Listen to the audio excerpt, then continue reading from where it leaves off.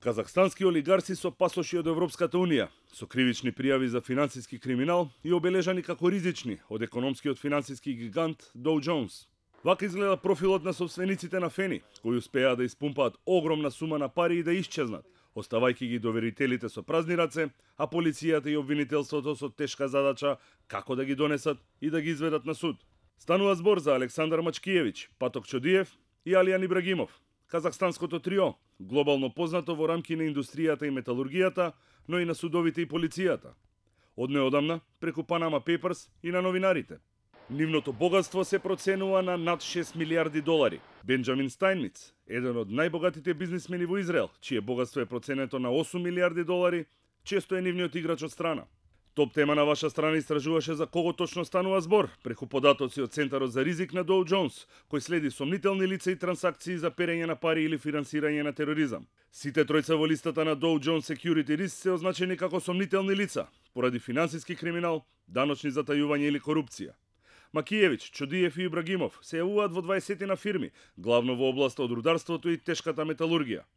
Тие беа собственици на Фени се до крајот на минатата година, кога беа откриени финансиски малверзации тешки над 50 милиони долари, а поставениот директор Јусуф Миракмедов побегна од Македонија.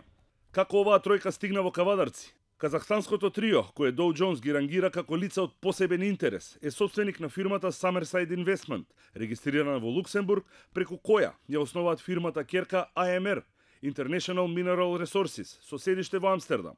Во формирањето на нивната фирма бренд Cunico Resources учествуваат токму овие две, Summerside со 80% и AMR со 10%, како и фирмата на нивниот партнер од Израел, BSGR Holdings, исто така со седиште во Амстердам, со 10% од капиталот.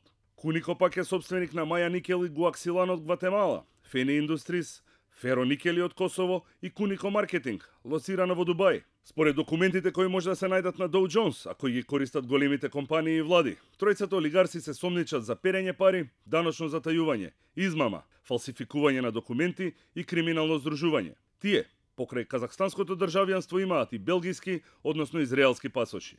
Истрагата почнува во 2001 година, а белгиската полиција и обвинителство дури во 2007 година ќе покренат обвинение против казахстанското трио. Станува збор за случај од крајот на 90-тите години од минатиот век.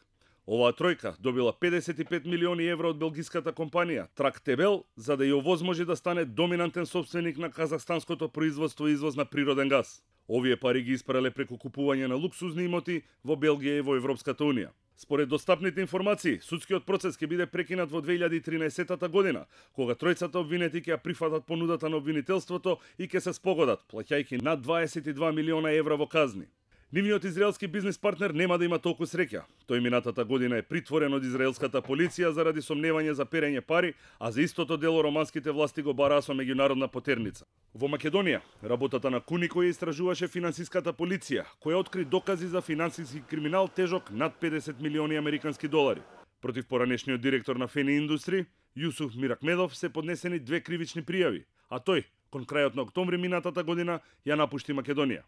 Миракмедов се товари дека одобрил продажба на залихите на Фени на меѓународни компании, а трансакциите оделе преку Cunico Marketing, фирмата керка регистрирана во Дубај, дел од корпорацијата Cunico Resources. Освен продажбата, директорот правил отписи на долгови на компании кои купиле фероникел од Фени, но не го платиле.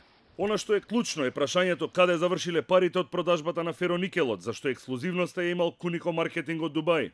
Одговор на тоа прашање во моментов нема, бидејќи оваа фирма, иако е дел од групацијата Cunico Resources, е како фатаморгана компанија со честа промена на нејзината адреса. Втора дилема е како всушност казахстанските олигарси преку Summerside Investment станале доминантни собственици на холандската Cunico Resource, а потоа преку неа и на Фени. И третото прашање е како македонските власти низ годините наназад го пренабрегнале фактот дека банкарската гаранција со која Cunico го превзема Фени е всушност издадена од банка која исто така е во собственост на казахстанската тројка, а тие пари воопшто никогаш не влегле во Фени, иако договор за тоа постои.